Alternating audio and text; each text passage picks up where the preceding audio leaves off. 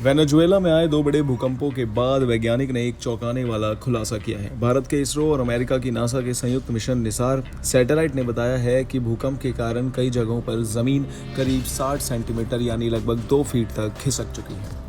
इसी वजह से राजधानी कराकस और ला गुएरा समेत कई इलाकों में भारी तबाही देखने को मिली।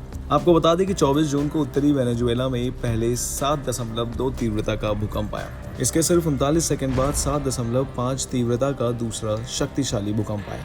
इन दोनों भूकंपों ने हजारों इमारतों को नुकसान पहुंचाया। रिपोर्ट के मुताबिक 5000 से ज्यादा लोगों की मौत हुई और करीब 16,700 लोग घायल भी हुए। आपको बता दें कि कराकस, ला गुएरा, त्रुजिला, यारुक्यू, काराबोबो, अरागुआ और मिरांडा जैसे कई राज्य इस आपदा से प्रभावित हुए हैं। भूकंप के बाद वैज्ञानिक ने निसार सैटेलाइट से ली गई तस्वीरों का अध्ययन किया। उन्होंने 13 और 18 जून की तस्वीरों की तुलना 25 और 30 जून की तस्वीरों से की है। इससे पता चला कि कई जगहों पर जमीन अपनी पुरानी जगह से लगभग 60 सेंटीमीटर तक खिसक चुकी है। इस बदलाव को देखकर वैज्ञानिकों को समझ आया कि भूकंप कितना शक्तिशाली था और उसने जमीन को कितना प्रभावित किया।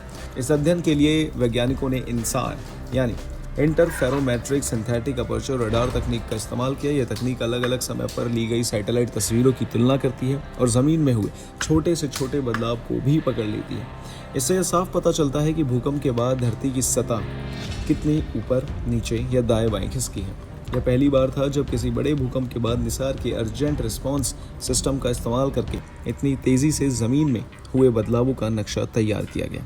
नासा के वैज्ञानिक एरिक फील्डिंग के अनुसार भूकंप की फॉल्ट लाइन समुद्र से होकर आगे बढ़ी और कराकस के पास दोबारा तट पर पहुंची। इसी इलाके के दक्षिण में ज़मीन सबसे ज़्यादा यानी करीब 60 सेंटीमीटर तक खिसकी, जिसके कारण वहां सबसे अधिक नुकसान हुआ।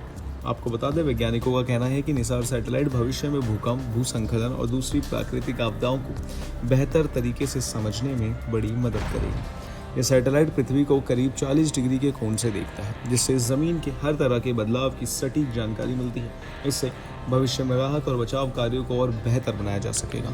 इन सब पर आपकी क्या राय है, कमेंट्स में हमें ज़रूर बताएं और इन तमाम जानकारियों के लिए बने रहिए हमारे साथ भारत एक्सप्रेस पर। धन्यवाद।